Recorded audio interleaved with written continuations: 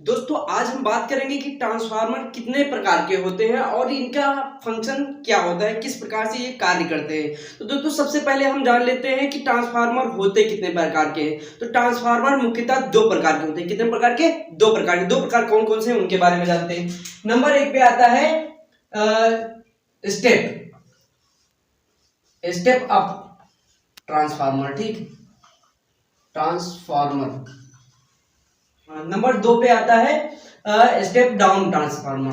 ठीक, step down transformer. जो line आती है 11,000 वोल्टेज होता है, फिर उसके बाद में यहाँ पर जो वोल्टेज को कम किया जाता है वो स्टेप डाउन ट्रांसफार्मर है। ठीक, सबसे ज्यादा अधिकतर यूज क्या होते हैं? स्टेप डाउन ट्रांसफार्मर यूज किए जाते हैं। तो स्टेप डाउन ट्रांसफार्मर आप जान गए होंगे कि कौन से ट्रांसफार्मर जो है स्टेप डाउन ट्रांसफार्मर है। तो ये जो आपके गांव के बाहर जो रखे होते हैं बड़े बड़े मात्रा में अलग अलग लोड के हिसाब से 11 केवी, 63 केवी, 76 केवी, ऐसे जो भी केवी में आता है ट्रांसफार्मर, ये स्टेप डाउन ट्रांसफार्मर। क्यों? क्योंकि 11,000 वोल्टेज से आपको 220 वोल्टेज में कन्वर्ट करके देता है। 11,000 वोल्टेज से 220 वोल्ट में कन्वर्ट करने के लिए ट्रांसफार्मर जो है यूज किए जाते हैं। ये स्टेप डाउन ट्रांसफार्मर होते हैं, यानी कि ज्यादा एनर्जी को, ज्यादा वोल्टेज को कम कर देते हैं। अच्छा, ये ऐसा क्यों होता है कि ये अगर यहाँ पे 220 वोल्ट 11,000 वोल्टेज लाके यहीं पे क्यों जो है 220 वोल्ट किया जाता है? क्या कहते हैं, जब 220 वोल्ट की जरूरत है तो हमें जो है पावर हाउस से ही क्यों हमें 220 वोल्ट की सप्लाई दी जाती है। तो सबसे पहले आप जान लीजिए कि वोल्टेज ड्रॉप होता है। वोल्टेज ड्रॉप की कंडीशन में अगर वहां से ये लोग 220 वोल्ट आपको रिफर करेंगे तो यहाँ पर आते आते 110 वोल्ट बच जाए, कुछ भी मतलब कि थोड़ा जो हमें वोल्टेज, प्रॉपर वोल्टेज चाहिए उससे कम हो जाएगा, वोल्टेज ड्रॉप हो जाएगा।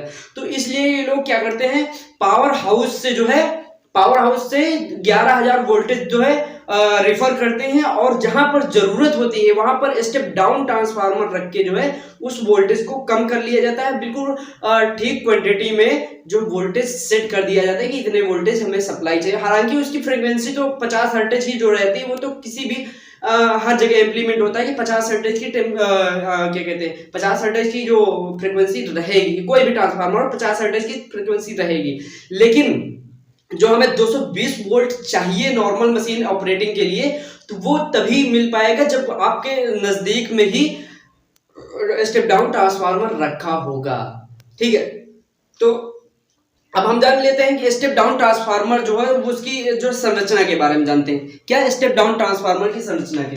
स्टेप डाउन ट्रांसफार्मर में नॉर्मली ये जो कोर होती है, ठीक है, आप ऐसे समझ लिए ये सॉफ्ट आयरन की कोर होती है जो वाइज होती है, जो थ्रिलिंग की जाती है और वो चिपकाई जाती है। ठीक, उसी कोर पर जो बाइंडिंग की जाती है, ठीक है, ये कोर होती है। ठीक है, और दूसरी बात, ये जो मतलब जिधर से हम पावर सप्लाई दे रहे हैं, जिधर जो है वोल्टेज का इनपुट होता है, ठीक है, इधर मान लिया ये इनपुट है, ठीक है, ये इनपुट है, तो इनपुट जो होगी ये प्राइमरी वाइंडिंग होगी, ये क्या होगी? प्राइमरी कोर, प्राइमरी टर्न होंगी। और इसके बाद में जिधर से हम आउटपुट लेते हैं वो आपकी सेकेंडरी टर्न्स बोली जाती है। क्या? Secondary turns. Step down transformer में क्या होता है, स्टेप डाउन ट्रांसफार्मर में क्या होता है, पुट किया जाता है, उधर जो है नंबर्स ऑफ टर्न ज्यादा होती हैं, और जिधर हमें आउटपुट लेना होता है यानी कि वोल्टेज कम लेना होता है, उधर क्या होता है, ये जो टर्न होती है इन टर्न को घटा दिया जाता है, तब जो वोल्टेज कम मिलता है। अच्छा, होता क्या है कि ये कैसे काम करता है, अब उसके बारे में। ये जो सॉफ्ट आयरन की जो कोर होती है, यहाँ पर जो इसमें हम क्या कहते हैं करंट फ्लो होता है, तो ये बनता है मैग्नेटिक एमएफ बनता है, मैग्नेटिक फ्लक्स। और ये मैग्नेटिक फ्लक्स इन कोर के सहायता से इनमें राउंड करता है, और मैग्नेटिक फ्लक्स जब इनमें जो है राउंड करता है तो ये जो सेकेंडरी बाइंडिंग होती है, सेकेंडरी बाइंडिंग के जगह पर जो है ईएमएफ बनता है। क्या?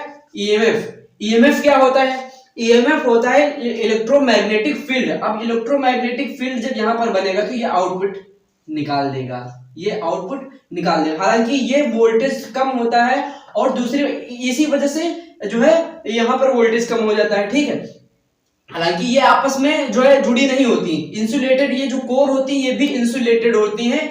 और दूसरी बात, ये जो क्या कहते हैं, जो जिस तार से हम ये वाइंडिंग करते हैं वो भी इंसुलेटेड होता है। ठीक है, तो यहाँ पर जब आउटपुट यहाँ निकलता है तो इसके बाद में जो है यूज करने के लिए। मान लिया इधर से आप 220 वोल्ट छोड़े हैं, ठीक, इनपुट इसको 220 वोल्ट दे रहे हैं, तो इधर नंबर ऑफ टर्न जो है टर्न को जो है घटा बढ़ा के जो है आप वोल्टेज को जो है अपने मुताबिक जो है सेट कर सकते हैं कि हमें कितना वोल्टेज चाहिए। 40 वोल्टेज चाहिए तो उसके लिए नंबर ऑफ टर्न अलग होंगी, और मान लिया 100 वोल्टेज चाहिए आपका तो उसके लिए नंबर ऑफ टर्न कम होंगी। 5 वोल्टेज चाहिए तो उसके भी नंबर ऑफ टर्न कम होंगी, ठीक है। दूसरी बात ये जो वायर यूज किया जाता है इनका गेज अलग होता है।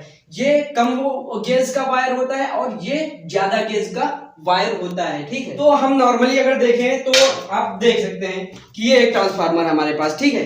ये जो है स्टेप डाउन ट्रांसफार्मर है। ये डिवाइस में लगाया जाता है, बहुत सारे मतलब कि एम्पलीफायर में हो गया, टीवी हो गया, ऐसे बहुत सारी मतलब डिवाइसें, इलेक्ट्रॉनिक डिवाइसें होती है जिनमें ऐसे ट्रांसफार्मर आपको मिल जाएंगे, ठीक है। तो ये क्या है, ये आपके सेकेंडरी वाइंडिंग के 2 तार निकले हैं, ठीक है। और ये एक तार आप देख रहे हैं ये छोटा है। ये क्यों छोटा है, इसमें भी वोल्टेज आता है। अगर इसमें आपका जो है 12 वोल्टेज सप्लाई होगी, इसमें जो है 12 वोल्ट के बीच की सप्लाई होगी। ये आपका क्या कहते हैं 7 से 8 वोल्टेज के बीच में सप्लाई होगी, क्योंकि ये नंबर्स ऑफ टर्म। ये क्या तीसरा वायर कहां से निकलता है मैं आपको बता देता हूँ। तीसरा वायर निकलता है मान लिया यहां से, ये हमारा मान लीजिए ये तार देख रहे हैं, तो मान लीजिए ये 2 तार हो गए, ठीक है। इनमें मान लीजिए आपका 12 वोल्टेज आ रहा है, तो यहाँ पे मान लीजिए एक और जो है इसका सिरा निकाल दिया हमने, एक और तार निकाल दिया बीच से। जब यहाँ से स्टार्ट होगा यहाँ पे 12 वोल्टेज, यहाँ पे 12 वोल्टेज होगा, लेकिन अब जब बीच से निकालेंगे तो ये 12 वोल्ट के बीच का जो है 7 वोल्ट भी हो सकता है, ठीक है। वाला तार और ये वाला तार अगर मिल जाएंगे तो यहाँ पर 7 वोल्ट ही कन्वर्ट, क्योंकि यहाँ से चली करंट तो यहाँ पर हमारा 7 वोल्ट ही कैलकुलेट कर रहा है, बना रहा है। अगर यहाँ से हम बढ़ेंगे, नंबर ऑफ टर्न बढ़ाएंगे, जैसे हमने पहले बताया नंबर ऑफ टर्न बढ़ेंगे तो वोल्टेज बढ़ता जाएगा।